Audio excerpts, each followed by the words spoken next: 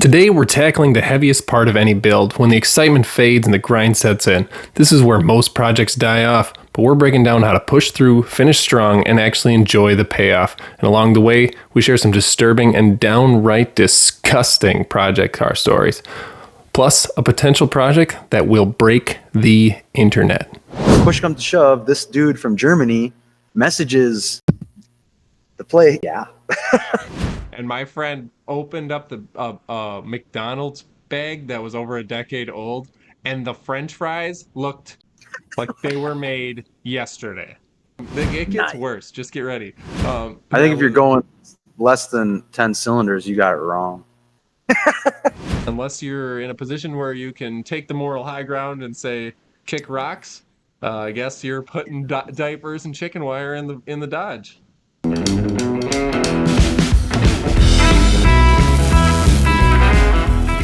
Hey, cars! So I have reached the point in every build where I'm kind of, even though I'm well over the hump, I'm kind of just like getting discouraged and wondering why I decided to completely redesign and tear apart a perfectly good truck that I could have drove across the country with, a few weeks ago. Yeah. And now I just had to spend a lot of money and tear it all apart to change it for not necessarily anything necessary.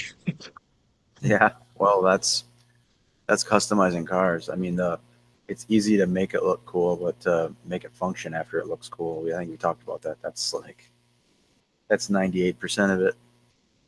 Yeah, just like it seems like every big project I do, I always get to like one point where I'm just like, why do I do this to myself? Yep. This car right here, my car, same thing. I cut it apart right before I pulled the trigger on starting a business, and boy, that was a bad idea. I should have just left it together. Could have been driving it the whole time. Oh, the whole time. The whole time. Yep. It's a drivable car. Well, not right now. But Well, it's maybe it's drivable, but it's got some extra venting, right now. yeah, I drove it here the way it was. And I was getting thumbs up the whole way just because it was still Clicoed together, kind of like it is now. But it was like, it looks like the Hellraiser kind of thing, driving down the road with all the Clicos hanging out of it, holding it together. I do think that there is some sort of magic to a vehicle that's got a whole bunch of Clicos on it. Like it's got like a Frankenstein for look sure. to it. Yep, I totally agree. Yeah. Yeah, so I got my truck together. You got to go all the way. Oh yeah, there's no going back. I mean, I cut the shock. There's been cutting to the frame and all sorts of stuff. Great.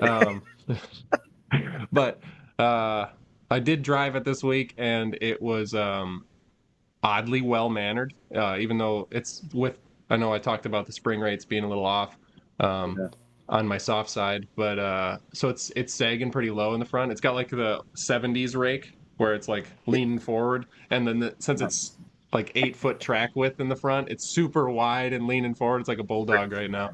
It looks super aggressive, but it was really well mannered, and like the steering felt good and everything was stiff. It wasn't like walking all over the road, which is, I don't know, when you just blow the proportions out of stuff, there's like always that risk that there's going to be more movement. Right. But so you hit that jump. It felt cool. Yeah. I did realize as I was doing it, I did just kind of the standard tie rod extension where you just build like a heavy wall sleeve that just extends your tie rod setup. I did realize that I should have just went with a double Heim joint setup and then set my rack and pinion up to run off a Heim joint. I didn't realize how simple it would be until I was putting everything together, and I went, oh, I could literally just bolt something to my rack. I never really blew the rack and pinion apart in my head to realize that I could make a Heim joint bracket in like an hour that would bolt on. And then I just have to, and then I had the other revelation because I was always like, well, I don't want to lay, huh? So your time is free, so it doesn't really matter, right? I like to think my time is the most valuable thing I have. No doubt. So I'd never really thought that I could just go Heim joint on a stock spindle without, or without making a tapered bolt that goes into your taper on your where your But tie rod bolts. to the taper, What was that? or just drill. Yeah, I guess if you're straight into the taper, you just drill it out. You should be fine. yeah. I realized the other day while I was looking at it because I never thought deeply about it. I was just like, oh, I need to build a spindle. And then I realized, oh, I could just drill it out to the large size of the taper and then run a straight shank bolt. Um, so sometimes, even though you think of everything to get it going, you could have thought Is of that what more you're doing? things to make it better. Um, Are you going for it? I will. I'm probably going to drive it for a little while and enjoy it, and then You never know. There might be other things that come up too that you might want to change at the same time. You know. yeah. And so I'm gonna drive it for a little bit, and then I'll go with Heim joints, and then drill it out and make it so I've got some big misalignment spacers because I should be able to get way more articulation on it with a Heim joint setup than a tie rod Oh, setup. for sure. Well, you'd think it would last longer. Maybe not. I guess.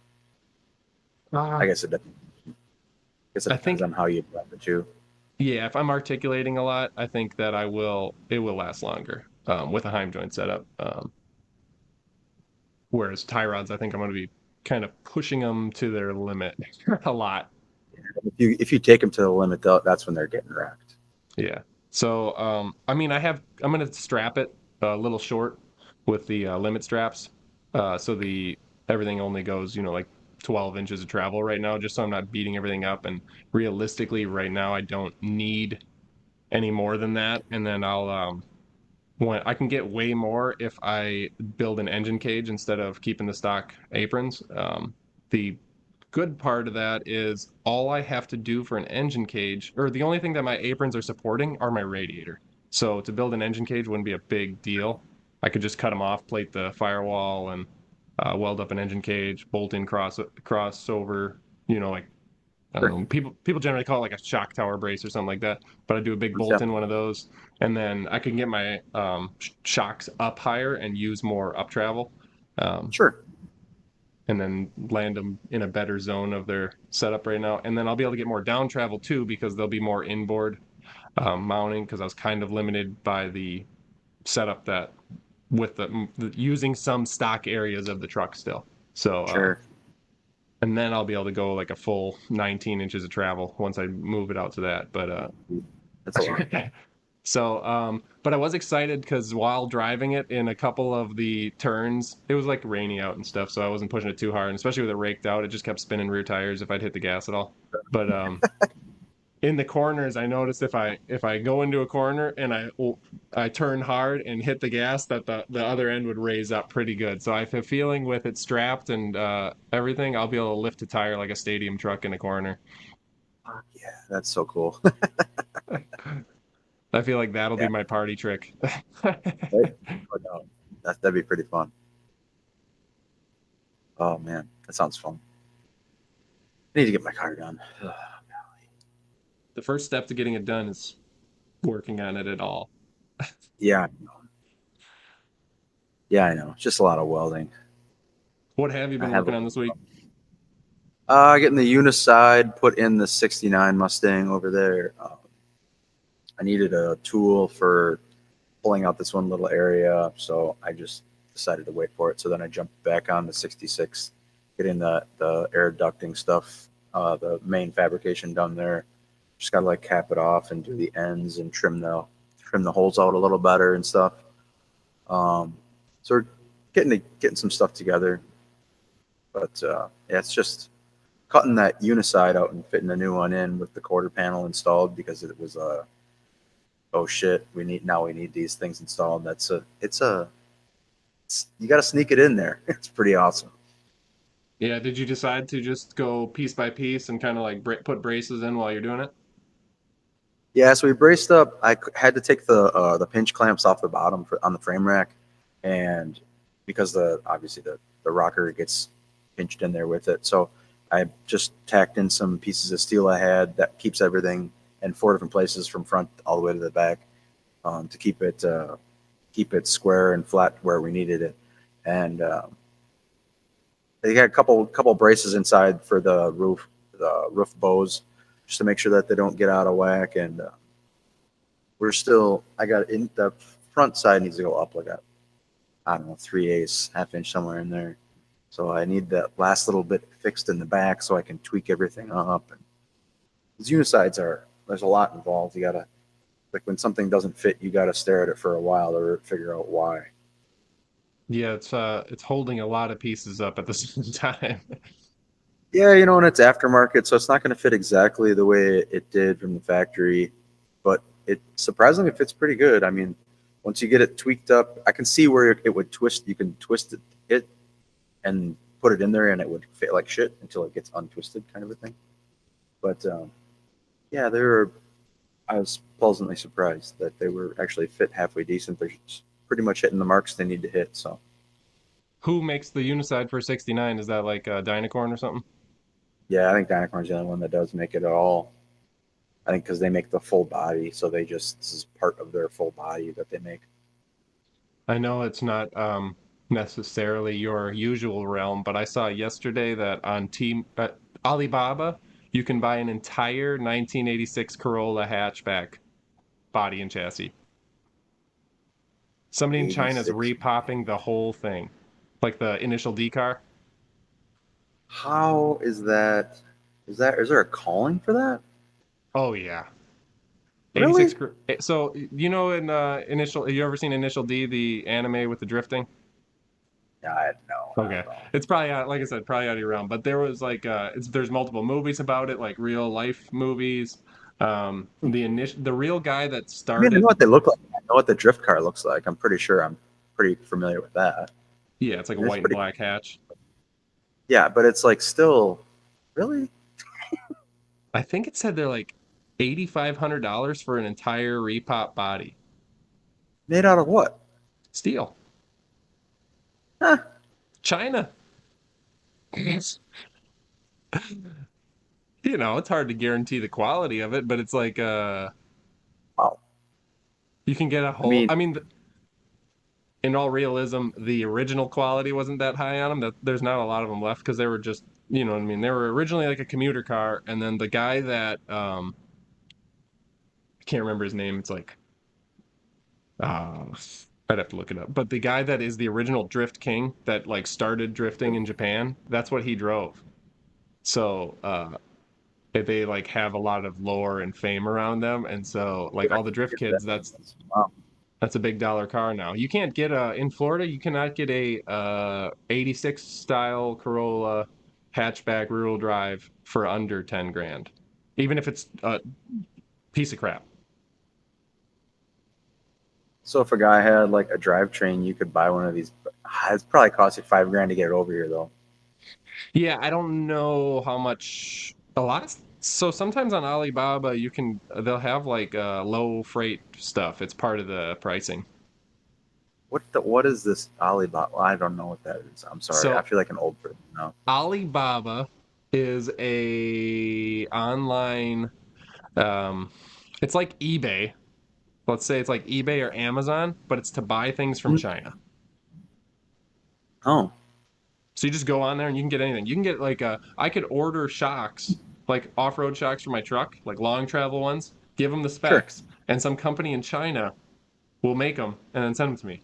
The problem is um, I'm sure can make an excellent product, but the problem is a lot of times where you get even Chinese products that are for American companies, they have American quality control. So it Yeah, comes yeah, yeah. here, it gets quality controlled, it gets some company here's name put on it, and then Sure. goes out to customers. So since somebody's putting their name on it, they demand a certain quality, and then because it's an American, I'm not saying America is necessarily like the high standard, but I'm just saying because Oh, you're I get what you. you're ordering it for your company and you're putting your name on it, and you're probably ordering at volume, you can kind of Mhm. demand certain standards out of the manufacturer. Oh, yeah. Whereas if I order one part from them, I don't really matter. Right. So, um, not to say you can't get good stuff. The CNC we got for my work, we actually got through Alibaba, and Really? let's Hmm. say tens of thousands of dollars. And I believe that. but it's like I said, it's just a platform to be like a middle ground for people to communicate. It's like eBay where it has guarantees. Sure. Um, like shipping and everything is tracked through this website. So if somebody doesn't get their product, they can get their money back. There's like protections for the consumer and for the seller, just like if you were on eBay. So Sure. it's neat. My kid likes to go on there with like $20 and order like $60 worth of like, fishing garbage or little RC cars and stuff like that. Because you get them direct from China, so you're not paying Walmart's middle fee or you know what I mean. Sure. Insert Sure. store name here. Sure. That's interesting. I don't need to. I don't need to be. I don't know if I need to be checking that out right now. Yeah, I don't I I don't don't need to think it serves any purpose for you. But it is interesting. yeah. I couldn't believe when I saw that somebody's taking the time to reproduce a 1986 Corolla. Yeah, that's crazy. I guess if they got the stamp, I mean, as long as somebody bought the dies to it and they're just hammering them out, I guess must be. I don't even know that like well, I mean, I guess they probably started with making aftermarket fenders like Dynacorn. They started making aftermarket, quarters and fenders, and then all of a sudden they were like, well, we've got so much of it, let's just repop the whole car. Because China makes all the panels for all this stuff. I mean, even Premier cabs, they said they work with a die company in China to make those things, and they send them back and forth until they're, like you said, their quality can, their it's to their quality and their dies are right. So now we can start producing. So if you look at Dynacorn, I think you can buy a '69 Mustang shell for like 18 or 19 grand. So I mean, you break it down to what it actually would cost in China, that probably equates to 10, 8, 10 grand probably. Yeah, With markup and shit, I would suspect. I don't know. a lot of that stuff's getting a damper on it because of the tariffs and steel prices and all that. But Anticipation of and all that different shit. yeah, they a lot of stuff over there. Where was I going with that? So they just have a lot more infrastructure for like industry and stuff like that, and I think maybe they have less regulations to fight than we do. Whereas, um, I just heard like Samsung wanted to make microchips here in America. They built a whole place. They did it. They spent billions of dollars, and then because we don't have decades of building these things like they do in Taiwan or where I think that's where Samsung has their stuff made. Um, they just don't they spend all the money to set it up here and we don't have all the experience and the people and all that stuff, and then they ended up closing the factory because it just wasn't hitting their quality marks. Yeah, they bought. I thought it was Samsung that bought a bunch of land in southern Wisconsin, and it's like a whole debacle thing. We're gonna make these LCD screens, and then supposedly after they bought it, they realized the geology of the lot they bought was like not sturdy enough, literally, to make these screens. So like it's a whole thing. They were gonna like Hmm. make a whole town or revamp the whole town, and yeah, it was. I don't know. Anyways, I think I know what you're yeah, talking about. I don't think it was Samsung, but maybe I'm wrong. I don't remember who it was. Foxconn. Yeah, Fox. I think they make Apple products, if I'm Yeah. correct. Um, More about cars. Yeah. Right. Cars. Got a little more room come in here. We got rid of both the roadster bodies, so now we got it lined up where we have a few more projects coming in the door. Hopefully, one this next week, and then the end of this month, another one. Oh yeah. Yeah, pretty excited about it. Did you dig into any more greens trying to figure out your 66?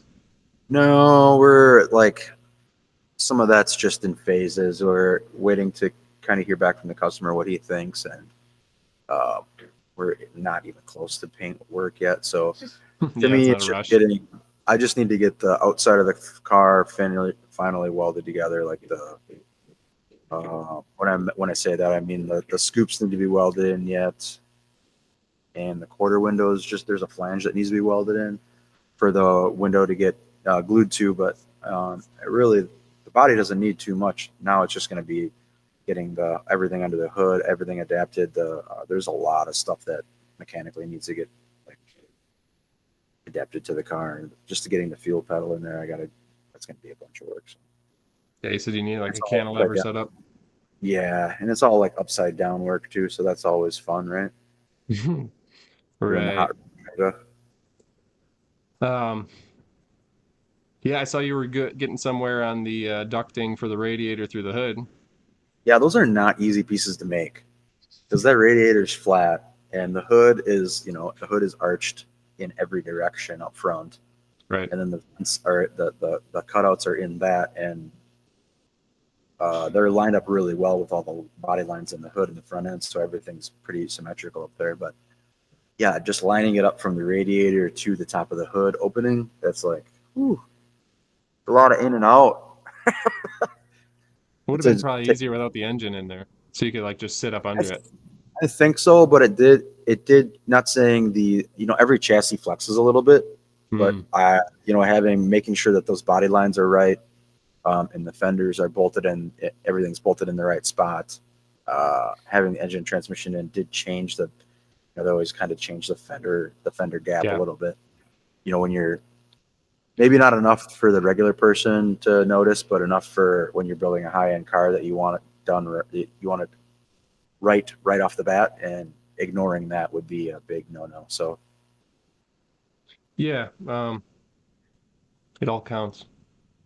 yeah, for sure. Yeah, definitely. I can't wait to. I kind of want to take it to some shows this winter, hopefully, potentially in bare metal. It'd be really cool. Get a little more adapted under the hood, so it almost, not saying I want to take it somewhere and make it look like it's a driver, but it would look more like a driver, with all the pedals installed, the dash stuff installed, the HVAC stuff. Um, so it'd be nice to do that. I think like Milwaukee World of Wheels would be kind of cool to do, but we'll see. Do you have an enclosed trailer set up to get do you transport a car like that? No, no, no. So we'll be figuring all that stuff out. I I really don't I have aspirations to have a truck and trailer. It's like a lot of overhead for what you're the bang like the bang for the buck. It's just not there. You can hire somebody to do it and still be money ahead for the year. Yeah, I just I guess I'd never considered it, but I have a friend taking two cars to GTR Fest in Texas, and I It's a was big like, liability. I went, well, how are you gonna, you got a two car enclosed trailer, or what's the plan for that? And he goes, oh, we're just renting one. Yeah, And I didn't even really realize you could rent enclosed trailers. Like, yeah. Even then, man, it's a lot. I don't want to be the guy pulling two cars in an enclosed trailer. Like that's not. No thanks, man. well, they already have a diesel shop truck and are used to hauling stuff around. Well, yeah, I mean, I get that too, but even I don't even really like driving anybody else's stuff, Right. you know. So pulling a rented trailer with your stuff inside of it sounds like, oh my god, from Florida to Texas, that's a long Tennessee to haul, dude. Texas is what he's doing, but yeah. Um, Oh sure, Still, I mean, it's about the same drive, I imagine. yeah, right. Right. It's a Yeah, no, long it's hopefully haul. gonna do for a show. I would like to do because we work well with a couple other businesses in town, so it'd be cool to have like a couple businesses go and make it worth not just our time but somebody else's time as well. Um, we'll see. I don't know. Should probably be banging those details out now before it actually gets to like a month ahead of time, right? Yeah, so you don't get So like the SEMA crunch. yeah, right. Hopefully one day we'll get there, but I can't imagine a shop this small having a SEMA crunch. If it is, it's just gonna be me scrambling, scratching my head like I normally am. So Oh, well, status quo. So right. what kind of seals do you plan on using to uh, get that ductwork to tight to the hood when you're running? Yeah, I was actually I have some. I ordered some online because we usually go with PRP, which is um, precision something something. They're out of Replacement Wausau. parts. Yeah, whatever it is. Um, but some of the stuff that I always pick something out and it's like, well, they don't have it in stock or they're not making it anymore. It's like, well, why is it on the website? So I found some stuff on a different website. It should be here today or tomorrow, but it's just like it's adhesive on the, I think was it adhesive or was it, yeah, it was adhesive. It was just a D, just a round D. And it was Okay. pretty tall, so it would collapse a lot. That's what I was looking for, something that would, so the pressure of the hood wouldn't like push the ducting down Right. because you mounted really well, but I don't want to push up on the hood as well too. So you want something that's actually gonna like take up some. I figured out that it probably should be about a 1/4 inch tall when it's collapsed. So that's kind of what I factored for, or a little more than that, just so there's room for Yeah, plus mushy the mush. hoods flex when you're going down the highway. Yeah, yeah, all that, all that for sure. But until I get it here, I don't really want to go too much farther. I finally had a time to make a 1/4 inch like bevel, a 1/4 inch bevel to tooling for the Pullmax. So I got to use my Pullmax Friday again. It's always fun to get to be able to use your big Big tools. tools. Yeah. Yeah, it's always fun. Um, Oddly enough, Precision Replacement Parts, the gasket company, if you ever need, I have their main engineer's phone number. I was like on texting basis with him. Uh, when I had my Fair Lady Z, I don't know if I think they had a Cars and Coffee event, or maybe because he lived in my neighborhood, he drove by and saw it. But Oh, somehow I got hooked up with the engineer there because they had built a bunch of Datsun gaskets, oh, and okay, they needed to have a test car. sure. So they actually took my like 5 color Datsun Fairlady Z into their warehouse for like, I don't know, it was like a month and a half or something like that. And then they were making their install videos on their website for Datsun Oh, gaskets, or all of my car, which is funny because like I said, like it was jammed out at that point. It had like white epoxy primer on everywhere I had done replacements. And then the jams were all Lamborghini Arancio Argos, like deep orange, red, pearl tri-coat. And then there was like green fender or green doors. Like it was funny because it was like just that's fun. multiple Yeah. colors and they're putting brand new weather stripping on. It's kind of backwards, but I think I might have jammed it because I knew they were going to be doing my gasket. So I was like, well, I don't want to have to repaint it Oh, or sure. whatever, pull it out to paint it. So Let's do the gasket then. they ended up, I don't know if what, I can't remember what happened. Something got, it was taking longer than planned, and then I was getting itchy not having my car at home, and then they only ever did half the gaskets because that's what they needed to do the videos, Oh, sure. Yeah, that makes and sense. then the rest was just given to me in a box. But it was still like a good deal for me because I got a whole bunch of weather stripping, which is Hmm. like one of the most neglected things on old car projects. Like everybody will do everything but the weather stripping because there is no cool points Yep. to weather And it's stripping. like one of the hardest things to do. It's Like the expensive. Yeah, it's hard. Kits are terrible nowadays. Not saying that's not. I'm not. That's not a rip on PRP because this stuff didn't for this '57 Chevy did not come from them. But like the window felts that are on the inside and outside of the rollable door, the Yep. door glass, right? Usually there's like a clip that pushes into a rectangle hole, Yep. or sort of a clip, right? These have nothing. Like, yeah, So what are you supposed to just drill and rivet it? and they're like, yeah, you have to cut them to length, drill them and screw them, or drill them and rivet them. Yeah. If only there was a couple 100,000 '57 Chevy projects out there that somebody would think that it was valuable to make. How are we here with '57 Chevy stuff? How have we not gotten better at this? But whatever. Yeah, it's kind of crazy, especially for that car. You'd think Tri 5 would be somewhere somebody would invest. Come on, really? You can't tell me all those cars were that far off to where they don't know where to put this, put this clip, whatever. And I don't think Fuck. there's no door length differences for like a 210 versus a Bel Air or anything. It's just the post Well, maybe. there would be a post and non-post cars, hard top, whatever. So maybe that's And what there, they do. but I don't know, man. The whole kit Yeah. has been kind of cheesy. Yeah, fighting gaskets, and then if you got ones that you end up having to like glue where they're supposed to just pinch and hold, that gets really annoying. Yeah, and then just getting stock gaskets in general that fit old cars or would work on old cars, or like the door gaskets that we have to put together for this 38 Nash. Like we had gaskets in there, but I think the top half of the door we're gonna have to we can save what we have, but the bottom half of the door we're gonna have to get something that's just a little bit narrower. It's just some of that stuff is agonizing because this car was originally clipped, or not originally, but it was this 38 was had from the about the center of the door and the roof, and then the back of the door on the floor. It was it must have been an accident or something, and that's where that somebody had clipped it together. Like it's all gas weld. It's like I hammered on the weld, and it was like a really good gas weld. So it was done a long time ago with somebody that was actually knowledgeable on how to do it. But yeah, it was pretty gnarly. So anything like the door openings, nothing's even stock. You know, it's all kind of stock hacked together. Not hacked together, but it's not stock. You know, it's we're just doing the best we can with the shape of the car that it is right now. When you say gas weld, you mean like oxyacetylene? Yeah. Hmm. I did a fair amount of that when I was younger, not on cars, but uh, just in like classes and stuff. Which Yeah, that was one thing I never learned really well how to do at all. I didn't it learn how to weld until 3 4 years ago.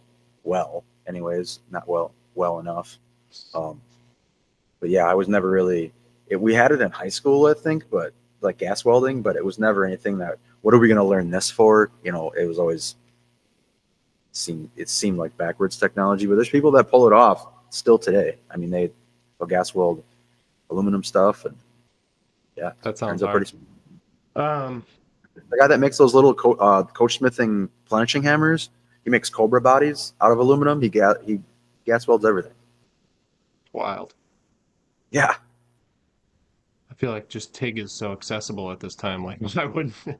yeah. I mean, there's a guy that's in Appleton now. He just put out a video that he did laser welding on aluminum and ran it through one pass through his English wheel. And man, I don't know. I don't know if guys have gotten into that laser welding at all. I've done laser cleaning, like metal cleaning, but I've never gotten into welding at all. But man, I think that's going to be The future. hard to it's going to be hard to beat because it seems the usability you can, not that you want to be filling gaps, but it looks like you can fill a gap potentially with the stuff, and it looks like it hammered out the weld tests that some people have done.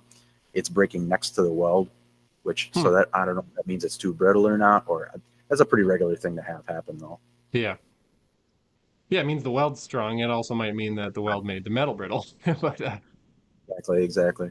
I mean, to a certain extent, it's going to, but you just want to make sure it's from my angle, it's a weld that you can manipulate. speaking of old school repairs, what is worse than when you're sanding into a panel and you find where they use the old put a screw in and pull the dent technique? That's always awesome. Yep. I had a Camaro that my first car was a '79 Camaro, and I was sanding the quarter panels down, and started finding, it started being varying shades of like brownish pink, and then all of a Hmm. sudden you start hitting all the peaks of all the holes where they, You start uh, to shave them off because you're sanding it all down. Yeah. and then Yeah. you look on the backside and it's like a pasta press coming through the sheet metal of filler. Press. Play-Doh. It's like a Play-Doh press, yeah. Yeah, that's all good stuff. Yeah, I've had all of it. Fiberglass, chicken wire. Uh, I don't think there's anything that I haven't. Actually, I lie because there's a couple videos out there of people that have like pulled out like a denim pair of pants from a door and shit. You've seen that kind of stuff. So I've never been that extreme, but usually, I mean, like tar, any of the ways I've seen it and pulled it out. I've It's got scary. a funny story, but before I get to that, did you see when there was the viral trend of fixing holes with ramen? Yes. They're just like packing holes with ramen and then Yeah. letting it super glue and ramen. I saw people Yep. like break the corner off a countertop and do it, and then like Yeah. fill in holes in rust holes in Like rocker panels. bricks on the side of the, or like like just shit on the sidewalk. Yeah, whatever. What would you do if you actually went to sand a rocker panel and you just started hitting noodles? That would be something. I mean, it's with this '69 Mustang in here when it came in. It was it was panel. Well, I shouldn't say when it came in here, because it followed me from my last job. So when it came there, and we started digging into it, they just wanted a motor put in it, and it was like together, right? Um, so they start like prepping this car to mild. I shouldn't. I should say mildly prepping to put a motor in it, and they're realizing that this whole car is flux core tacked together with panel bond, and then seam sealer over the top of that. Yeah, that's Like, frightening. yeah, the whole car. Like they had patched the frame rails. Like there usually there's like frame rail patches you can put in the front over the where the front bumper bolts on. And there was like everything was just boogered, like so bad. I've never. They still to this day won't tell anybody. At least I haven't gotten the full story on where they got the car from. So I don't know. They did just bring in the some information on it that it's supposed to be lime gold. So I'm hoping they want to go lime gold with it. That would be cool. Versus they want to paint it black. I was like, So much I don't black. know. Well, and if it's a Q code car and it calls for, to me, it's like you can mess with it all you want, but make sure it's at least somewhat obtainable for somebody to put to a stock vehicle to at least maintain the value for yourself. Because Right. that's not me asking you to make it cooler. That's me making sure that your Protecting investment an stays. investment. Yeah. Yeah, for sure. I mean, that's kind of where we're at with that the green for the 66. It's like I can think the color's cool all day long, but if the customer absolutely sees it and absolutely hates it, and some of these things are you got to absorb. I I don't have the opportunity right now to get these colors to the customer, but preferably I would like these speed spray out things to be like on the dash of your car. Like let the sun hit it, let the sun reflect back at you, and just let it sit with you for a while because when it's on your car, it's on your car. It's there for a long time. It's a big. I don't know. If I'm painting my car, I kind of know a color that I want to paint it, but it's going to be like the day of ordering the base coat. That's going to be like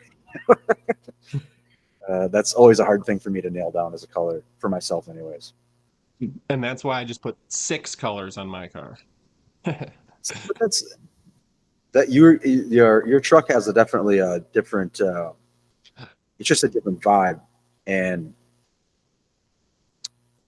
art is art. So it's hard to be like, all of this is to a certain extent you're trying to maintain people's values with stock vehicles and be logical that way, but at the same time it's as if the guy wants it black, we're going to paint it black. um, Oh yeah. it's, it's all art to me at the end of the day. It's art with titles. I find too when it's on your own vehicle, the plans are always like in flux. And so like until it actually It's like happens, my things are whole changing the whole life. time. Yeah, to me, the longer I stare at my car, I want to it sounds dumb. um, Eventually I want to put some sort of more power in my car, like a centrifugal supercharger or something like that. I'm not sure. But I do really, it's going to get air ride all the way around. But those, like the front skirts on Rob Ida's Merc, I'd like really love that idea. I've always loved cars with front skirts, like Delahaye's and stuff. I just think it would be crazy for somebody to, it's crazy enough to see a car like that, but it'd be crazy to see it driving around with front skirts, even if because my front tires tuck real hard, even the way they sit right now. Like I could damn near get a full turn without having to have that skirt move out. So I think it'd be really cool. I just like it's art. It'd be rolling art down the road, man. It's so cool. Hmm. I like the stuff moving down the road though. Every car looks better moving down the road. Yeah, It in doesn't motion. matter.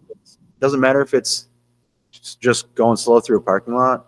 Being able to hear that car move, to me is like I'd rather see that than stand in a sea of still cars. But Yeah, I do get bored a little at car shows when it's just like parked car, parked car. Which I mean, right, like you have to have that so you can actually get around them and check them out. But there is like, I always like them better when it's like they have a cruise after or something like that. I've or actually at least been, feel out at the same time. you got me in my head last week when we were talking about car clubs and stuff like that, and then my wife saw somebody in our town was trying to start a classic car club, and then I said, "Can I enter with my 2002 Toyota?" That's almost a classic. It's over 20. Come on. Yeah, Uh, can you put the plates on it yet? I don't know what the year's in is Florida. I do actually plan to get different plates for the truck because just based on the color alone. They have a Yeah. black and yellow plate here, and I'm like, I just feel like black and yellow plate would look really sweet on the back of it. That's why But everybody in Wisconsin has Road America plates now because they're black. yeah, they just in the right car it just changes a lot. Makes Yeah. it look like a less pedestrian. Yeah, no doubt. But then I was thinking like because my son and I were following a the often thought to be ugly and disgusting FJ Cruiser. Somebody Mm. has one that has like just tasteful modifications and it actually just looked like a cool off-road ride. Which I haven't seen a lot of FJ Cruisers look cool, but it looked cool. Right. And we were following that, and I was like, maybe we need a truck club because this is South Central Florida. There's a lot of trucks.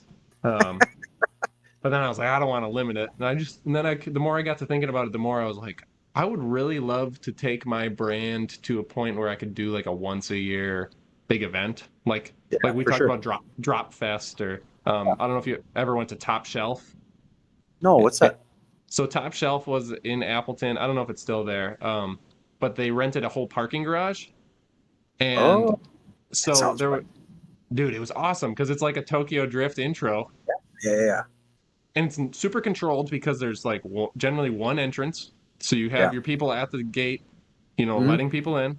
So it's one entrance and one exit. So there's like people can't be really getting too crazy. So you don't have like that risk. Once they're out on the road, once they're out of the parking garage, they're out of your space. They're on the road. They're not like in a parking lot where they're doing burnouts and stuff because you're in You're a right. parking garage. You go to like restaurants and shit downtown. That's kind of cool. I mean, that's a pretty neat idea. And then like they had just regular cars kind of spiraling all the way up, like just not regular cars, but they had like your general car show um, people showing up, and they were like all the way on the way up. And then as you got to the upper levels, it was like people with higher end builds and people that paid more. So generally, the people that'll pay more for an entry ticket to be on the very top level, the top shelf, are like your higher end builds, or you know what I mean. Right. Um, so or That's a people cool with name. That's a cool name with what they have going on. Top shelf. yeah. I That's pretty. I like that. I got a top shelf. I had a top shelf sticker on something somewhere. I don't know. It was cool, but Hmm. and then they had like on the top floor they had the DJ and all that stuff and like all the flags and the banners and it just like made for a really cool environment because pretty much everywhere you're parked, I think every teenage car guy at some point went to the parking garage to take pictures of their car. Yeah, for sure. Whether it was just under a fluorescent light in a corner or you went to the top level, and then you got like the skyline behind you. Um, so it just kind of it fits that. I would want a place to go where there's a lot of photography ability. You know what I mean? To get like really cool shots of the cars, not just like because in a parking lot, there's no cool picture of a car in a parking lot. Right. I mean, it's just almost Yeah. all. It's just very bland. Um, and then there's always people and there's cars in the background. Like the parking lot's a great place to meet. It's a great easy way to get people to line up and walk around and check stuff out. But it just doesn't have like a scenery that's um, somebody's gonna see on a post online or in in the way I You're look like, at it in like a magazine and be like wanting to go there. Um, so I was like, I would like to try to get to the point where I could hold like a once a year big event and have stuff it's a like good that. deal, though. Like that's putting an event on. I used to dabble in helping with putting an event on, and it's a lot of work. A lot of work. Like My a lot of. friend, my friend up there did the he was on the board for the meltdown drags Sure. and that literally just got so big that they were like we can't really do this anymore. Yeah, yeah, yeah. It's once there's a threshold of people that once you get over the people, like get over that amount of people coming to your event, there's some things that are like generally out of your hands as far as like you need to do X, Y, and Z to make sure that this event happens. Otherwise, you can't. Like just general insurance for things like when you have like 8,000 people showing up to something that are only supposed to have a couple thousand people, like general things like porta potties become a problem, you know? Yeah, and like the trash bins fill up Yeah. constantly and Now you have to have a crew for emptying trash. Now you have to have The porta potty people stopping halfway through the day. I mean, there's like it doesn't become a car event anymore. It just becomes human, just human people walking around, sometimes bumping into cars. Nobody likes that. Yeah, the venue rental and event insurance are the biggest hurdles, I Mhm. think, of the whole thing. Because I mean, it's not marketing isn't that hard anymore. It's so accessible to everybody. Um, No, I think it's easy to get somebody there. I mean, look at that Storm Area 51 thing. It was just some kid in the mall, and there's like thousands of people, and millions of dollars got spent on this thing. yeah, Um, in, in time, I'll figure it out. I gotta find like the place to do it. I think that that would be the big first step because, um, like I sent you on the Tommy Kentner YouTube channel. Um, my friend was at that. It was a mine that they were at a car event in, and then did I send that one to you? Where they're I all don't, like in this cave I and don't the think so. cars. Maybe. Oh, really? Oh, I gotta send it to you. So, Huh, it's an event in a cave, like it's an old mine shaft sure. that they turned into like a convention area, kind of. I don't know. They said it's like 300,000 square feet or something like that, but they only had like a small portion of it for the event, obviously. But I saw somewhere that they stored Ford Mavericks in caves. I've seen pictures of that. There's like a cave that they stored cars in for a while. I can't remember. I thought it was like a Ford. I thought it was a Ford cave or something like that. But yeah, it was. I thought it was Ford Mavericks, like 70 or something like that. hmm, why did they store them in caves? They just needed somewhere to put them. Okay, You ever that's see how they interesting. ship those Ford Mavericks too on trains? They like put them up on end. They're like literally on end. I seen a picture of that. Maybe this is all stuff like. Maybe this is all AI stuff I've been subjected to. I'm not sure. Huh. I have never. Why? I guess you ship them without fluids. I'm just trying to Yeah, figure. pretty sure. Yep, That just pretty seems sure. wacky. Yeah, well, what are you gonna do? I mean, to me, there wasn't a lot of logic in some of the things that Ford produced, anyways. So, I mean, even to this day, it's like even our Bronco. There's a like the outside material on the top that you remove. There's a part of plastic that stays with the top or stays with the vehicle after you take the top off, and it's like a completely. It's supposed to be matte black with everything else, and it's like can't for where we are. You can't have these two materials match. Like they just don't match. Like it looks like shit, and it's a brand new car. Like I don't really understand it. All right, I just sent Quentin a link to the video I was talking about. My friend was at this event, or my acquaintance. Um, Oh shit, dude. Oh yeah, man.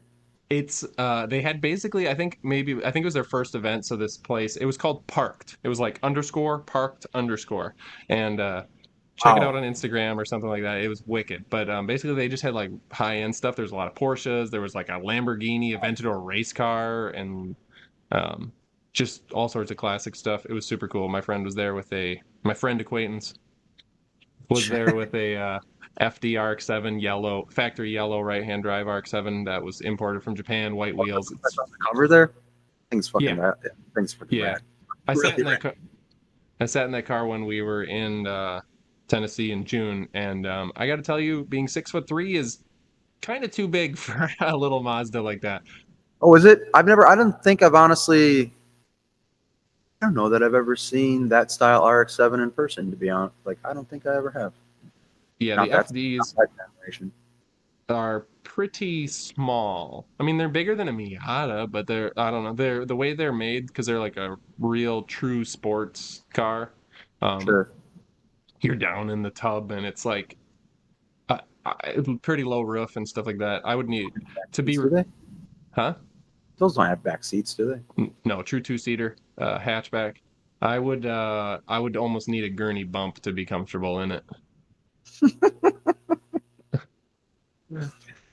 Oh, that's crazy. Oh, I just saw. I sent you that Audi V10 with a transmission. Oh yeah, Man, that's got me thinking. 5 grand, man. If you could get that to run standalone in something, it's just because it's an Audi. But if you, I got an Audi guy, I think. you God, do that have an sounds Audi. so awesome.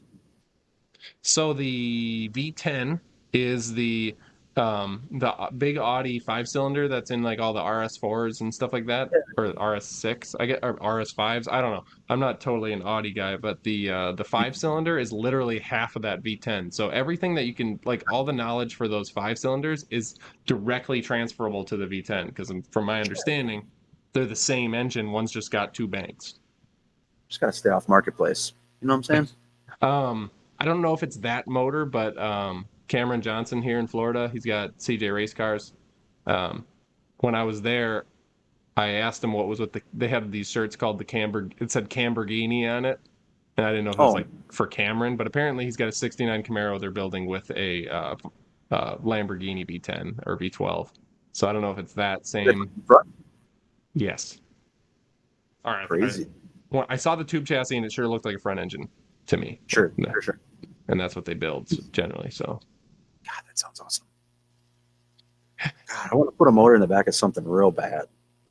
like the Like I Morgan think, Clark Rover. like just to have a customer that would, that wants like this is the car I want to fuck up and not say fuck up, but like cut up. Let's cut this thing up. Let's go nuts with this and put a motor in the back of this thing. I think that'd be cool, but it's hard to find the right candidate without getting too quirky. You know, Yeah. Quentin and like I, there was a '69 Mustang when we used to when Automotion was like at Wisconsin Dells. There's a '69 Mustang with a big block in the back of that thing. That's pretty cool. like a goofy Pantera. Kinda, yeah. Like 4 months Pantera. Yeah, I don't think you can say 69 Mustang and poor man's in the same sentence anymore. Yeah, you're not wrong. I think they probably almost a value higher than a De Tomaso at this point. Yeah, it depends on condition, but yeah, you can. I mean, some of those you can get like a fastback 65, 66 for like a driver for 15 grand. Not saying it's nice, but it's surprising that the first gen Mustangs you can get they're still pretty affordable. I think I got Making my them cool is a whole other thing to me. I think back in '09 I paid $1,500 for my 67 coupe with the 289 and the Yeah, C4. that's, Nothing fancy, but yeah. And then I just yeah. hauled it to Wyoming and sold it there. I don't know the sense in that was, but Now you can pay 5 grand for junk. for I real, remember, the prices yeah, on marketplace have really started to have like a course correction for car prices because like there was a while there that the like inflation.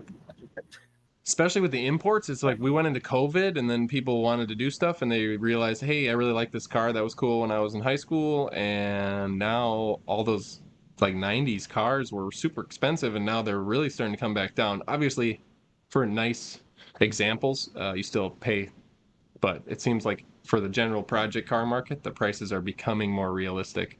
And I know people I are mean, holding on to stuff too because the values aren't as high as they were. So they're like, people that have the nice stuff are like not selling right now because they're like, oh, they're waiting for the market to kind of rebalance. I think a lot of that stuff goes in phases and generationally as well. Like you can, it'll phase out. Like things like COVID really messed things up as far as like people wanting things because they weren't able to go anywhere, and now people want to go places because they can, and they're not spending money on things. So I think there's a lot of waves of different economical things that happen. I mean, I'm just glad like there's companies that came back from COVID. There's like a lot of there's even air ride management companies that went out. I think AccuAir shut down and they opened back up after COVID. But there was Hmm. a lot of companies that I'm glad to see they actually came back. And now Yeah, it's that's cool. dealing with minimal people working at these places, and it's sometimes you have to grit your teeth and you just got to be happy that they're open. Yeah, it was an interesting time, and I'd like to never think about it again. Oh yeah, we were doing crash work and it just never stopped. They It was, to me, it was just from the insurance perspective, they didn't give a shit. They would give you a little bit of time to clean the cars up, which is whatever. But yeah, the crash work never really. I mean, it slowed, but at where we were working, it was so busy to where we never really stopped stopped working because they're essential worker, blah blah blah blah blah. But there's just the work was there, never stopped really. Yeah, it seemed like the whole, well, we don't have to get into it. It seemed like the whole essential workers thing was kind of funny, but Oh, I was saying before that I had a funny story on sketchy repairs. My mm, friend that I went to college with was from Hawaii. We just literally called him Hawaii because I don't know if you know this. When you're in Wyoming, there's not a lot of Hawaiians. right. There was actually three in class, but there was one original one in one of our classes that we were calling Hawaii before it happened. So it's kind of, it got weird when all of a sudden there was multiples. But so we hung out with these Hawaiian dudes, and the one went when he went back to Hawaii after college, he got a job in some body shop, and island life is kind of, there's only so much stuff on the island, and you just try to make everything last, and you just repair stuff with what you have on hand. So all even though this guy absolutely knew the correct way to do things, he got a job at a body shop, and they were working on like an 80s Dodge Caravan that the rockers were like, looks like everything from the 80s and 90s and 2000s in Wisconsin or anywhere in the Rust Belt where it's just rotting out and there's just huge holes. The uh the owner of the shop had him stuff diapers in the holes because Oh, diapers are balls. moisture absorbent. Okay. Fucking yeah. Why would that's the opposite of what you want? And then he had him put chicken wire over it. Oh Okay. yeah. And then just Bondo straight over the chicken wire with the diapers as kind of a That backer. So you're costs not. more than buying panels. Hey, so then the diapers keep the Bondo from squishing through the chicken wire too far. And then they protect it from the backside from moisture. I would think that they would just get soggy. He must not have kids. Whose diapers is he stealing? I have no idea. So then he had him. It gets worse. Just get ready. He had him spreading Bondo over it, and then the guy said he does the Marie Callender or whatever Betty Crocker frosting job of Bondo on the outside of it, and then he's cutting the Bondo down with like 60 grit with a whatever, sanding it down, and he went to go mix, or he swept in between layers because there was you're cutting a lot of Bondo, so he's sweeping in between layers, and he went to go mix a new thing of Bondo, and the boss stopped him. He goes, "What are you doing?" And he's like, "What do you mean?" He goes, "You're wasting all that?" Oh, And he no. goes, "Wasting what?" And he goes, "All the Bondo dust you just swept up. You mix it back into the Bondo. It makes it thicker so you can fill bigger holes." Oh my Christ. Oh no way. Come on. Yeah, so I don't know. That's nuts to me. It's a lesson for all of us. But the Hey, we work boss for one of those kind of guys. the guy that signs your checks tells you what to do, and unless you're in a position where you can take the moral high ground and say kick rocks, I guess you're putting diapers and chicken wire in the Dodge. You're not wrong. Jeez Louise. That's bad. That's real bad. You ever found anything cool in a car like when you're taking it apart? Um, Tools. Um, I found like for on the '70s cars, sometimes the trunk kind of went. What really weirded me out is maybe mine was just that rotten, but it seemed like the trunk floor on the second gen Camaros doesn't go all the way to the quarter panel. I think that the carpet originally would have blocked, or maybe there was like a carpet or like a wood mat, but the floor pan kind of went and then rolled down, and so there was like a pocket in the quarter panel between the trunk floor and the quarter panel. I don't know, it's really weird, but I had a bunch of I found some tools down in there. Um, in my Datsun, I found a bunch of like 1980s Japanese music equipment, like Really? That's kind of cool. there was an amplifier that you had to have a key to turn on. It was like a Yikes. security for your stereo, so like nobody would want to steal it if they didn't have the key. Yeah. I don't know, but That's nothing interesting. like Nothing real wild. Sometimes you get like little Easter eggs of things that you never would have guessed. Like the second gen Camaro came with a flat spare tire to save room, and then it had a can of air, like an Oh yeah, aerosol can. the Mustang thing for sure. That the inflatable, what do they call them? Collapsible flat or whatever they are. Yeah, they're really dumb. It's just it seemed odd. It seemed like I would worry about that can losing its air. Yeah, yep, yeah. I've found in the '38 Chevy we bought, we tore the back seat out of there, and there was like it had to be like a '50s magazine, like a nudie magazine. There wasn't any like the nudie make parts, but you could see like the ads in the back. You could tell they were definitely from, you know, those kind of magazines. They But probably got it it was for pretty. the articles. Yeah, it's definitely for the articles. There was I think it was a '67 Mustang we worked on, or '68, '67 or '68 Mustang, and it had underneath the undercoating inside the door. It's like somebody stuck a quarter and like just undercoated over it, and that was pretty cool to find like the year, like whoever was putting the car together, clearly like it was intentional. Hmm. So I found coins like that in cars, but nothing else too crazy. I don't think. Sometimes you find quirky little things like a pack of matches from some random place, and you're Yeah, digging like where is this car kind of thing. But other than that, nothing too exciting. But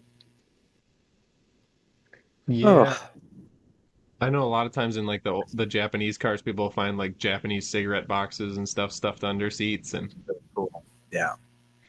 um, I, I always thought it was fun when sometimes you find the build sheet like under a seat or something like that, Mhm. where it's got all the specs I've for the tried car. other things. Just don't remember.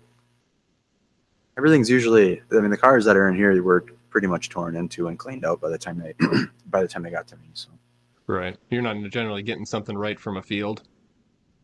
that one '69 that we got here, that was there was when he brought it in and it started warming up, there were bugs flying out of every crevice. Like it was warming up. It was pretty nuts. When I was in high school, my friend got a Mustang 2 from his uncle that had been sitting in a field for like a decade. And we went and yanked it out of this field, towed it to my shop that my friend and I rented. And when we got there, we were digging through it, and there was just like all the garbage that was in it from his uncle being a filthy human. Like he just left everything in there. And my friend opened up the McDonald's bag that was over a decade old, and the French fries looked like they were made yesterday. Nice. And of course, everybody at least knew that kid at school, if not if they weren't friends with him. He tried them, and he said it wasn't that bad. Just Uh, refry them and yeah, man. what is it made out of that it can last 10 years in a field? Yeah, I'm not sure. Yeah, that's pretty rough. That's gross. Ugh. Had the cool vintage McDonald's logo, like bag and logos and stuff, though. Right. Have you ever done like a drive-in? Like, are you too young for that to do A like drive, drive-in stuff? like a drive-in theater, No, like a drive-in, like you go and A and eat, W. like kind of like. Oh, I guess they have A&Ws now. Yeah, Um, they don't do that anymore, do they? Anywhere? I don't know anywhere. Not around here anymore that does it. when Fond du Lac had an A and W, I think that had the drive-through still. We used to go when I was a kid. They'd hang the tray on your window and do all Oh that. yeah, yeah, yeah, for And sure. I think they still. Oh no, they what they have now, I think is in. I think what's in Fond du Lac, they have a ice cream place now. I think it's in the old. Um, Sure. I think it's called Gillies or something like that. But they have like the whole drive up thing where you can order stuff out. And I think you could get like burger there or whatever. But I think it was an old A&W they turned into that. When I was in college, we used to go to the Sonic because I was like kind of close to a drive-in, Oh, okay. and we used to all hang out there. I ate a lot of tater tots, that's for sure. But you could roll up with the motorcycle, and then since it was Wildtech, I mean there was a lot of people there with different cars and whatever. So Oh, I'm sure. That had to be kind of a blast in that town, like kind of a redneck town, but also like a lot of cars everywhere too.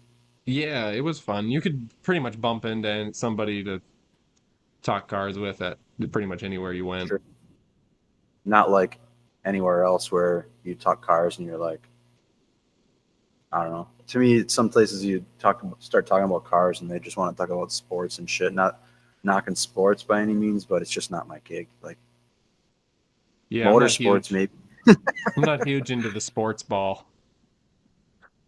Me neither. Sports. Yeah, Yeah. football's for the devil. Ow. Mama says. Um, yeah. So what do you got planned for this week? Probably getting the other Uniside put in that 69. I was just waiting to get this little corner untweaked to get that up to get this side. Basically, like, I have to finish one side, move my jig or re-put the pinch clamps on that side, move all my jigs to the other side, and then do everything on that side. And then I'm going to weld everything together. But I'm have everything very tied together before everything gets loosened up. But yeah, I'm just trying not to lose all my measurements because there's not really upper body dimensions that you can find for these cars. So I'm trying to save as much as I can while I can. Did you take a bunch of like tram gauge type measurements point to point on a bunch of stuff? Yeah, as much as I can. In the end, they kind of fit how they fit. So we're just gonna just hold glass up into the openings, just make sure there's enough room for the things we need. Yeah. And that, a guy can put the doors on and put the door glass up, but it's really the side openings are the door glass is actually adjustable. So it kind of is what it is with the side openings as far as like they are a shape, and without me Right. remaking the shape door opening for the side glasses, like that'd be pretty insane. But some of it is making sure. I think we're gonna have to maybe mount some of that trim in. I don't know, some of the door opening trim. There's a lot of stuff that should be fit. It didn't the unisides didn't come with drip rails either, so I had to order those. So I'll have to fit those on there as well. But it is coming apart, and or it's going together a lot faster than I thought it was going to. I thought I'd be like on it all week, and I'd just be getting the uniside up in Friday afternoon. Well, I had it up in there. I thought it was Tuesday afternoon or Wednesday morning or something like that. So it's just getting it in there and getting it fit are two very different scenarios. So even I have it pretty much welded, not like heavy duty welded, but it's tacked to the frame rack. So I have measurements from the old rocker, even like to the frame rack, the front tip of the rocker to the frame rack. So I know like the height wise. So we have the door gap is going to be hopefully saved in the almost same spot. So a lot of that stuff I have measurements for it, but getting this uniside to get up where I need it to be, not always like unisides are always kind of a pain in the butt. Yeah, I imagine windshield and back glass. Well, you have quarter panels in already, so windshield's really the big worry. And then, do the door windows have where you can tilt them in and out? Do they have that adjustment? Yeah, they got all that stuff. Those Okay. things are so adjustable. They're like kind of a nightmare to work on in my eyes. Yeah, I imagine. And I also imagine that even 1969, 1970, those cars had a lot of leeway from the factory. And it has aftermarket doors, so all of those things combined is going to be a big headache once I get to that point. When we got the car, the door glass is in the doors, so I'm going to have to, and they don't really function. So I'm going to have to pull everything apart just to be able to get the door glass to function in the door itself, let alone fit the car. Right. A Hmm. lot of it is where the regulars bolt on. Sometimes you got to auger a hole to get the right angle on it. There's a Well, if lot. you're I mean, aftermarket doors on the 66, I had to, with the location of the door handle to the striker or to the latch in the door, because it was an aftermarket door and it wasn't exactly right, I had to lengthen the rod that attaches the two, because if it's a little too long, it won't latch properly. And if it's a little too short, it won't. It's like just Yep. little things like that. It's like, and then the bolt pattern itself for in the aftermarket door for the latch was like a little off. So I had to cut the ear off the latch and then weld it back in the right spot. So there were still 3 attachment points. Some of the aftermarket stuff is a pain in the balls, but it's also way, way, way better than dealing with rust. Is making Way something better. function. Making something function with no rust is money ahead than fixing something that could potentially work that is still has rust in it. I mean, a lot of the times you're not peeling open the edge of the door to make sure there's not rust under the lip, and there always is. So what are you gonna do? Yeah, I feel you. Rust is I love being out of the rust belt so much. It's not even funny. I believe it. I'm I really starting believe. I'm starting to wonder if I really love my truck that much or if it's like the You first can't believe it this long. it's the southern truck version of the first pretty girl I've ever seen or something. It's like I was doing brakes on it and every single brake fitting came loose with a 10 millimeter open end wrench. Every single one, front to It rear. happened here. That doesn't And happen here at all. I every time I do something like that where I'm like so used to it being the big fight, you know what I mean? Like, oh, I gotta do brake lines. I get done and I go in the house and I tell my wife, I love that truck. But it at the same time, I think it's like I said, if I worked on pretty much any Southern truck, I think that the dealer tag on the tailgate when I got it said Fort Myers Toyota or something like that. So I mean, it's just always been here, and if somebody kept it out of the coastal sand, it should pretty much have never been salted up real bad. There's something to say about the ocean salt though, because we did a car. I did a car that was from Cuba, Oh yeah. Oh, I and remember that. then when ended up going back to Cuba, Yep. but the rust on that thing was so strange. It is not Wisconsin rust. It was like if there was a rust hole this big in Wisconsin, you have a problem this big, right? Or bigger usually. It's really large. The rust hole this big, and you could almost die grind the edge of it and weld a piece into it. It's a Yeah, very it different. was so strange. It's a very different salt that's comes out of the ocean versus Yeah. what is spread on the road. Because I But think that car, I think the only thing we saved it was a convertible. The only thing we saved were the top of the drive shaft tunnel, the outer rockers, and the convertible part, the windshield and the convertible parts. Everything else has changed. That thing was pretty nuts. This 69 I have on the rack is the only one that rivals that as far as how deep I've dug into a Mustang. that car was a big it was like a rare GT500 convertible or something, right? Wasn't there something special about the number on it? It was a some Shelby something something something. I thought it was a six. Was it 69? No, I don't 69. know. I think it was 69 or 70. So I'm pretty sure it had fiberglass front fenders and yeah, yep. Because a 70 isn't a 70 Mustang, a Shelby Mustang different from a 70 Mustang. I think 70 didn't Mustang change in 70 and then No, 69 70 Shelby was a carryover of a 69. so a 69 has the quarter scoop, a 70 is the same without the scoop in the quarter. In a regular Mustang. Oh, I must have And something then else confused. 71 they changed over to the ones that Yeah, had the my interior brain, heater back window.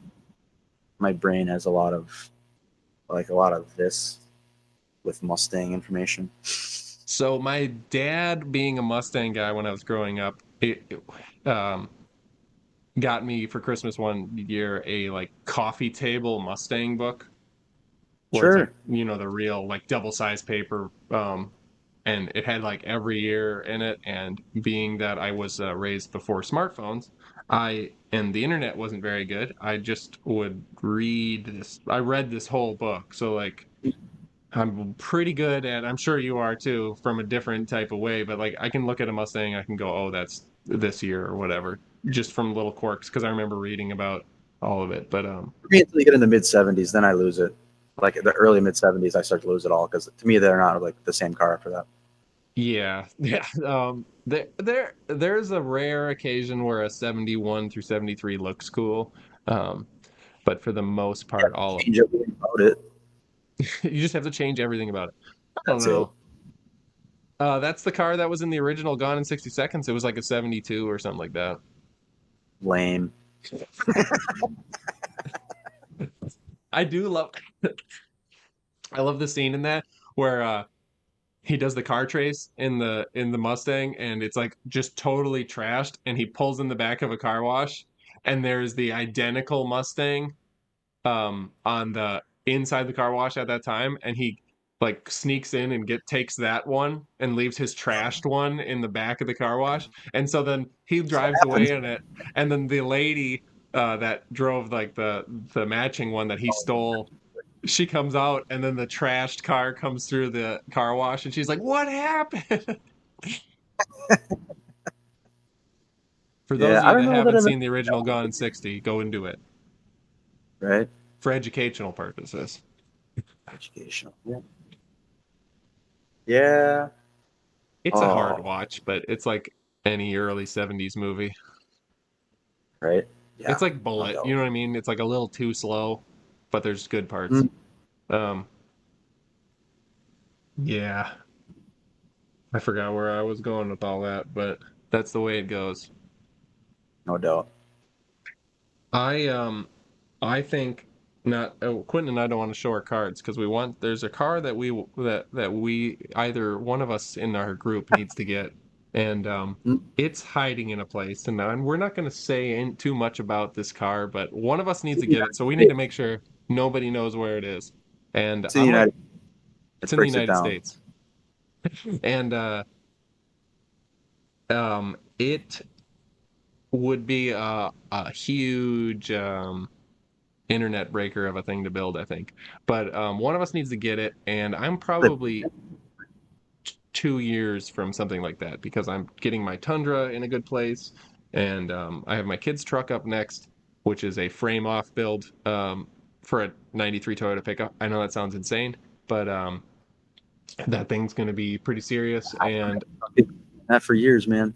I need I promised myself when we moved that I would not spread myself so thin as I used to, where I'd have 7 projects and none of them would get anywhere. And I don't know if you guys know this.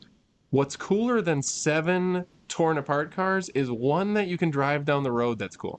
Um, Mm-hmm. so I try to focus money and energy into one thing at a time, at least to get them to like checkpoints. You know what I mean? Like I'm gonna get my Tundra to the point where I have the long travel front suspension and the body's on and the wheels are on and it's got the stance and it's drivable.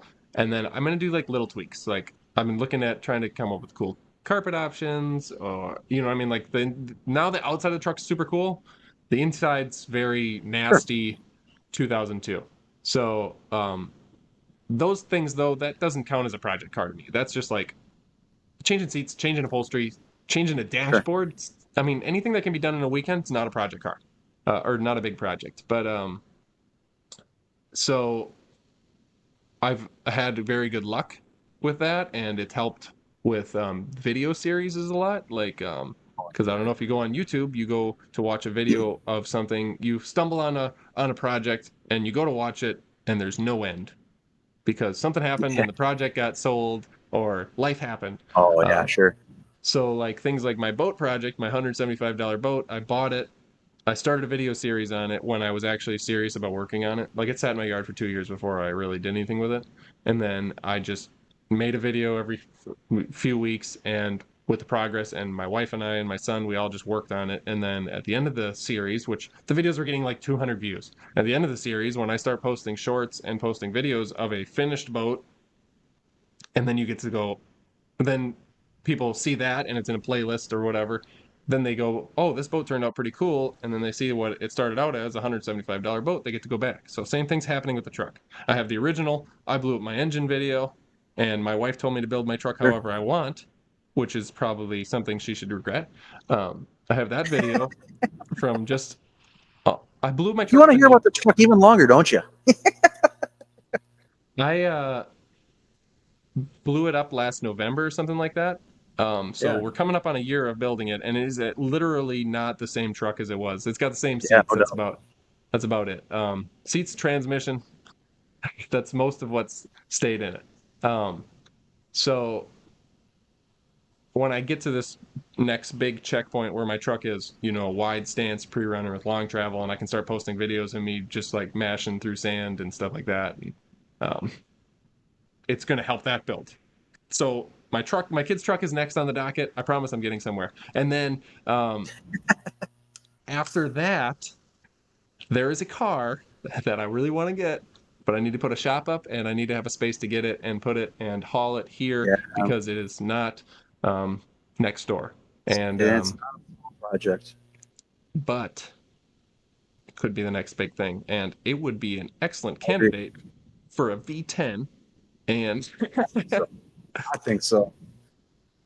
I think that if you're was, going less than 10 cylinders, you got it wrong. I think there's a lot of ways that it could turn out really good, and I think the biggest thing would be to get that car on the road for the first time. Ever. Well, it's ever, but we'll say in a long time. Yeah, that's true. I don't think it's. Yeah, I guess what do you call on the road? Because it's gone places. It's definitely gone places. So, if you're listening to this in 5 years, go check out my channel and hopefully it's there. That or it's on Quentin's. Um, Oh yeah, but until then, we're gonna keep talking about fucking cars. fucking cars. So you're doing the Unicide, the other Unicide this week. Um, I plan to my stiffer springs come for the truck on Tuesday. So after we record here today, if I have the energy, I'm going to take the front end back apart on my truck because I don't know if Yeah, you dude. know You know how when it comes your apart now. when your suspension or when your shock travels 12 inches, it gets really long. So I actually have to unbolt my upper control arms to get them out. Um, Oh, that sounds like a pain in the ass. it's not my upper control arm is literally one bolt. It goes all the way through. I guess if you have enough room. But Toyota engineering. So I just have to unbolt my wheel, jack the truck up, and then I just pop that one. Um, it's a 14 millimeter, no, 12. I don't know. It's like a 3/4. It's a 19 millimeter head bolt, and you just pop it right through. And since somebody built everything on a jig, the bolt slides in and out nice. And so I'll pull that, and then there's a little bit of adjusting I want to do to the shock tower. I built them and they worked just fine, but then I discovered if I tilt them inboard a little bit more and just pound on the inner fenders, I get a little bit more travel out of them. So I did the one side already. I'm going to do that side if I feel up to it today, and then hopefully by next weekend, I'm I'm driving right off the side of the road and the ditch was that truck. Yeah, hell yeah. That sounds like fun. I'm also gonna fit in some time on this the Model A chop that I have going on. Just welding some of the roofing back together, and I think I'm gonna try and weld the majority because we use a Mustang roof. So like the new basically mating some of the roof panels because they didn't have a roof or a center roof section. So mating the side roof panels to the center roof, and and then attaching that to the top of the drip rails I have that we made for it. So I think some of this I might assemble some of that roof like off the car and get all the welds hammered out off the car. It's gonna be faster. Fun. So we'll see.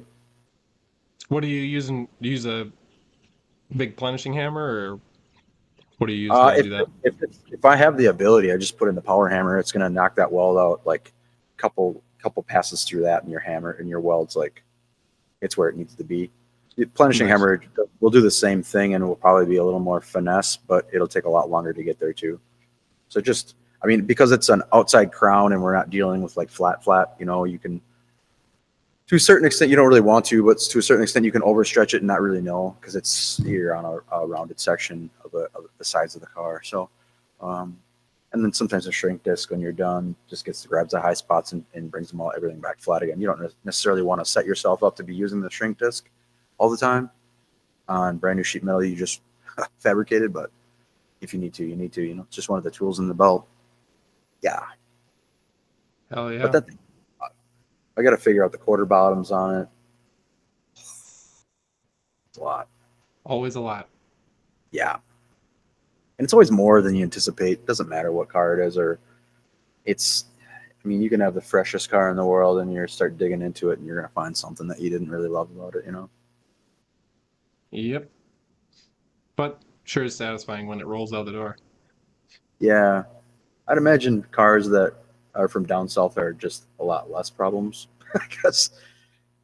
I mean, Different problems, I would say. But rust is a huge problem. yeah, I mean, some of the I what I don't like around that because these cars have been in this area for so long. Some of these cars have been in like Wisconsin cars. Just because it's been here a long time doesn't, it's probably been worked on and a lot. And that's the problem.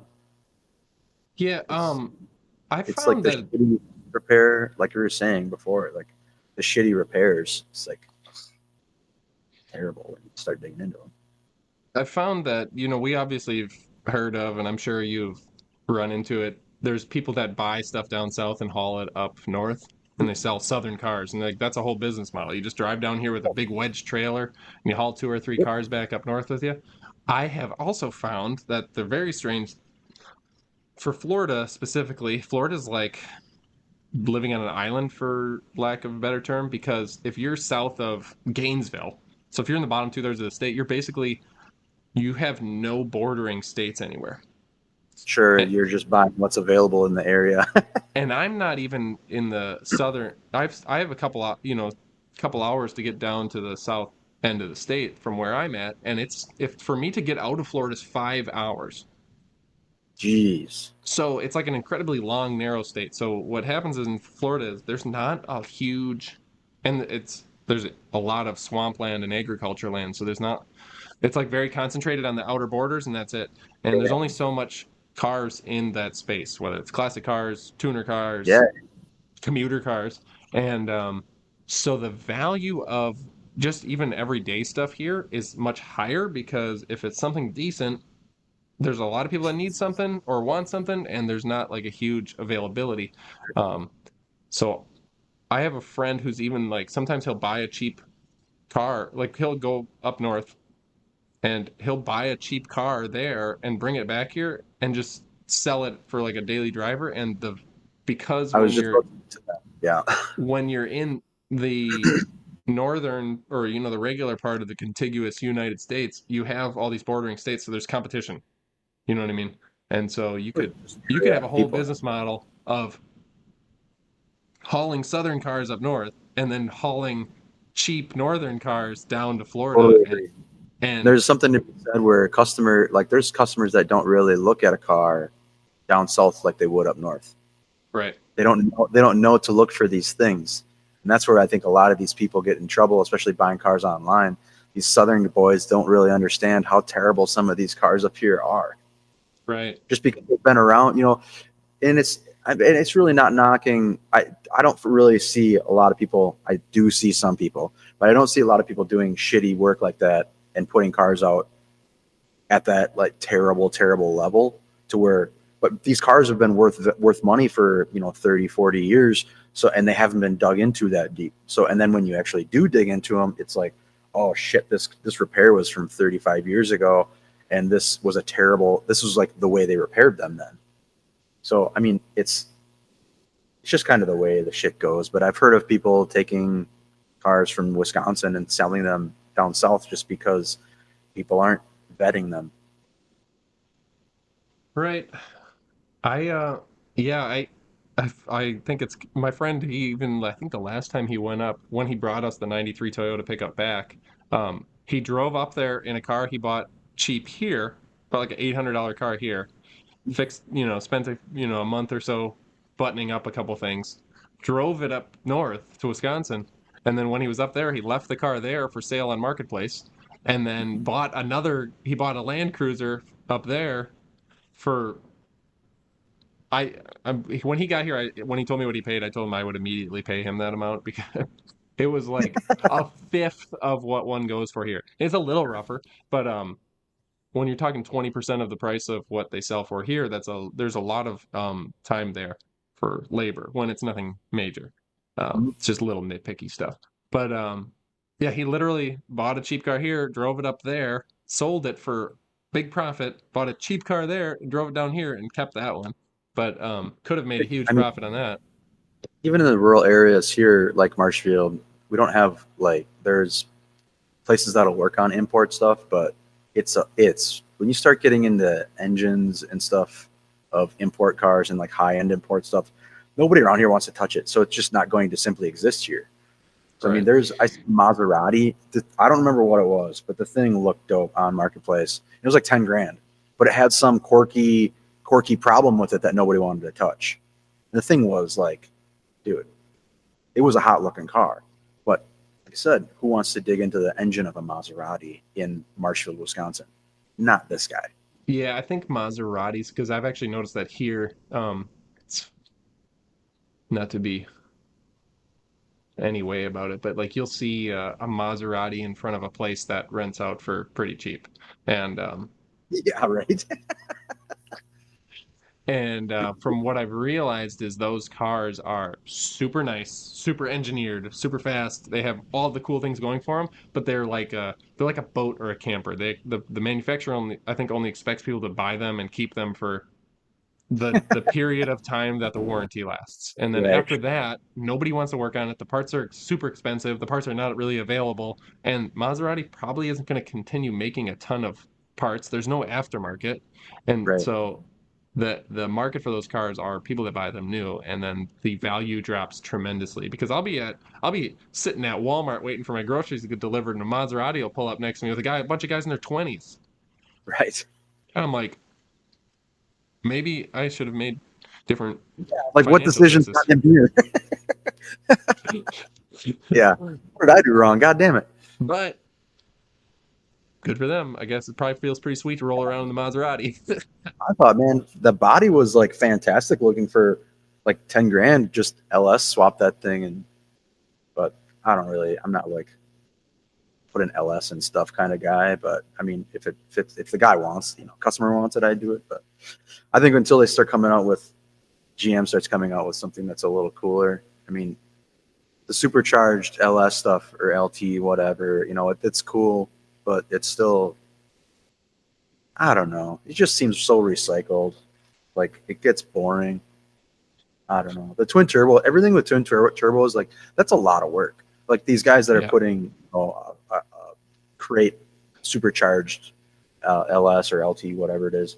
Um, just seems like I'm not. I mean, this is coming from a guy that doesn't really dig into mechanical stuff, but the twin turbo stuff is ultra impressive just because of how hard it actually is. Yeah, and I think that the guys that work on it regularly would probably argue with you. They get so numb to it, just feels like regular wrenching. But I guess. I have always leaned like part of the reason I like traditional hot rods is because I like simplicity. And to me, like you're just adding systems and systems and all this Yeah. stuff that Well, can cause problems. So I generally shied away from a lot of that. But it's cool. But on that subject, I noticed like when we were at that um, FL2K, kind of the same thing you're saying with like, oh, there's so many LS and LTs and swaps and all this stuff that you kind of get numb to it. It yeah, yeah. it seems like every single car that I run into at like these big events in Florida, like these high end events, every single one of those, if you saw it in the wild, you'd be like, holy crap, that's a sweet build, Yeah, or oh, that's a yeah. really cool car. You're not But then when you see 300 of them in the pits, you're like, and each one is individually cool. Like, I'm not saying there's right. 300 stock Lamborghini Huracans or 300 3,000 horsepower Hondas or something like that, right? I'm talking, or probably not 3,000, but like 1,300 horse. But it's still a lot. Um, but like each of these cars individually, if you somebody opened a garage door and you saw that sitting there next to their daily driver, you'd be like, holy shit. But then when you see them all together, just like when you see everybody's got an LS or an LT swapped into something or a new car that's got one, like you just don't get that excited about it. It's like this, I don't know. I've Even always while I'm been. there, I'm like, I mean, maybe I should take the time to appreciate these. right. To me, it's almost like I almost enjoy being the counter against, like, I don't know, the group think. I try and stay away from the group think to a certain extent. I'm not sure if that holds true exactly to reality, but when there's like a ton of people going down one lane, it seems like to me it's like, well, why are we all going down this lane? Because there's a lot of other lanes to go down. So I don't know. I mean, I've always been I really, really, really like traditional hot rods and customs. And the reason that there's a K in the name of our name of Hungry Hollow Customs is because of like, I love customs, like 40s and 50s custom cars, like my car behind me. But it doesn't really translate to a business model either. You know, the traditional hot rods and customs, they don't really, unless you have your name and your avenue is carved out for traditional hot rods and customs. There's, to me, the hot rods that have been in the shop, this isn't an knock to the traditional hot rod and custom avenue, but it's almost like there is, from a business perspective, there's more money in the resto mod stuff. And just since opening the business, I really like the avenue of both. Like I Right. really love the new stuff, and I mean I've really grown even more of appreciation for import stuff. Um, even I've always liked it, but even more now. I don't know why. Maybe it's just because I think in this small town there's less and less of everything. So when you do see something cool, it's like, fuck, that's really cool. I mean, I even get excited about young kids with loud cars in town because it's somewhat keeping the shitheads alive in these small towns. You know? But I Yeah. don't know. I don't even know where I was going with all that. I think the more you pour yourself into all these things, the more you appreciate the effort, even if it's not exactly your thing, but you appreciate the effort and the willingness somebody's Yeah. putting into something, Oh, even if they're into something weird, you know what I mean? Like, um, just mm-hmm. because it's not your flavor doesn't mean it's not cool. It's not you don't can't appreciate the lengths that they've gone to make something that way. Or Yeah, yeah, definitely. Yeah, I mean, the generation now of all. I mean, the young whatever the young kids are driving now, it's just same as the kids in the high school driving Model A's in the 50s. It's the same thing, just right, with different bodies, different cars, just what's affordable in front of you. It's not like the Model A's that were being driven around in the 50s were nice. Like maybe there were a few, I know there were, but I can tell you not the majority of them were not nice. Like right, not. You had to go to a high end show to see a nice car being a nice Model A. yeah. Well, hopefully somebody's keeping everything alive. I mean, there's in all genres there are people keeping this stuff alive. What concerns me is when, I mean, this is no fault to the younger generation because they have different communication than we ever had. But when I talk to a younger person that just turned 16, but 16 to 18, and they don't care about their license, it's like, man, what does the future of any of this look like? You know?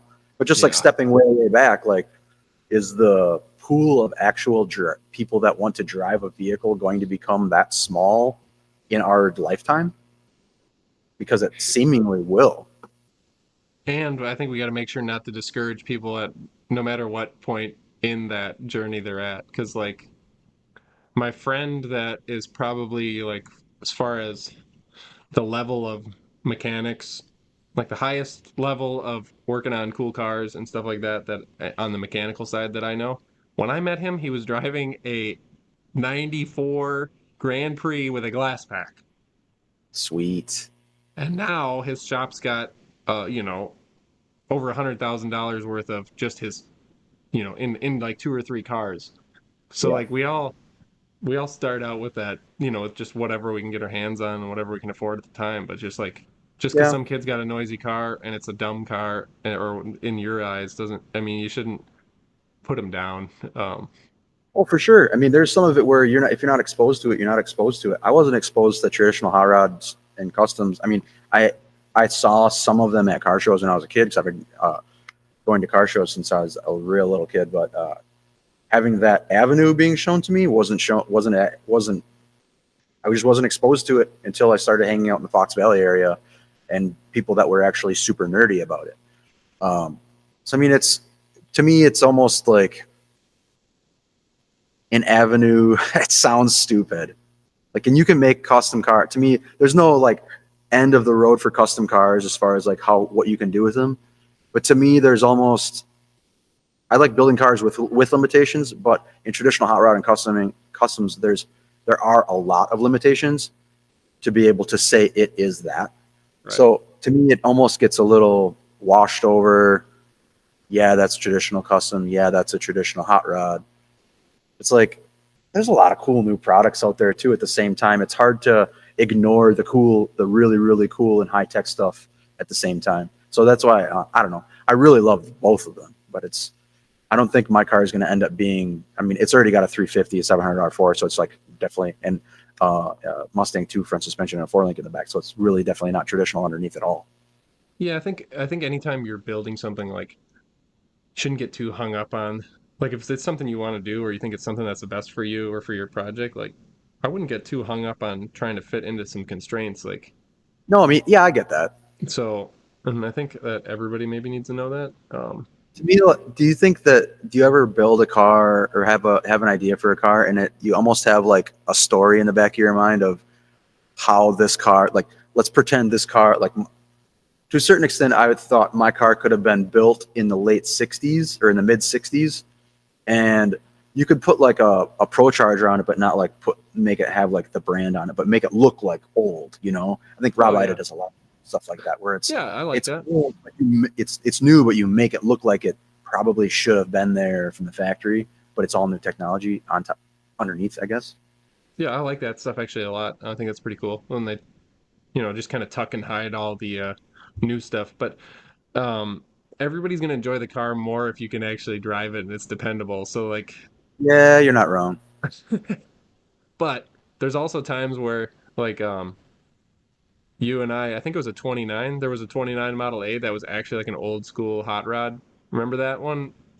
Oh yeah, And yeah, and like yep. sitting in an actual Well, period built car was just like so cool. But that car was thrown together in the 2000s though. oh, what really was it? I don't know. Yeah, see, and that's the thing that really irritates me about this period traditional stuff. It's like, yeah, it's a traditional hot rod and it's period, and to me, a lot of these guys are trying. You can get big money for this traditional stuff that's never been touched, and if you're using the right parts, you can build a car right now That's never been that looks touched. like that's never been touched, and that's what that car was. It was still sweet. It actually went to Germany. Really? Yeah, it went to Germany, and then so I had driven that car to a car show, and then um, to try and help sell it. And then after that, it went. I think it was that winter. It ended up getting sold to this guy in Germany, and then he put up a picture on. I can't remember what site it was, like Kill Billet. I don't know if you remember Kill Billet. It used to be like kind of rat roddy, but Yeah. like there's some rad stuff and some like traditional stuff.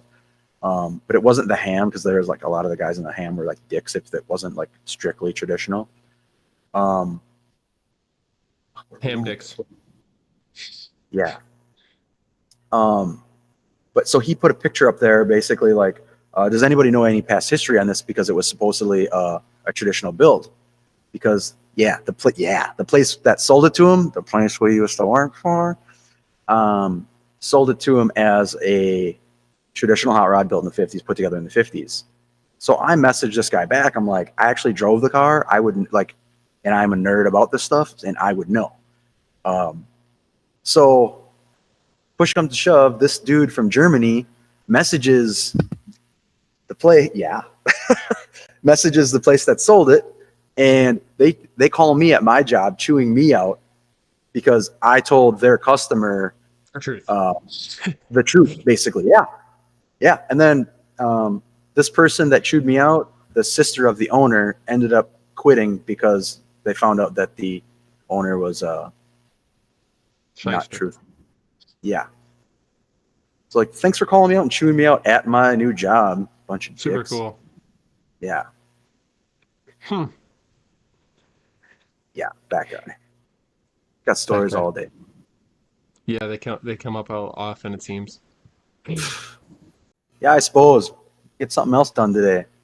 Church is over. Why don't you tell everybody where to find you online? Oh, you can find me in Wisconsin on the Instagram, on the YouTube. Hey, I got a YouTube 100 followers now. Woohoo! Hey, that's big. I know, big time. And I think Facebook. I think it took me 6 months to get 100 followers when I started mine back in the day. I thought it was kind of a big deal, and then I'm like, well, it went over 100. Now it's at 101. I'm like, well, that didn't last too long. Yeah. Big deal. Now we got 200, right?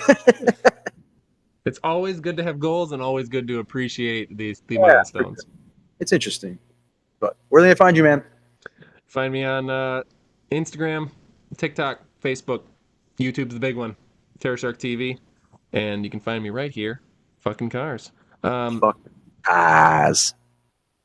Until next time, keep fucking with them.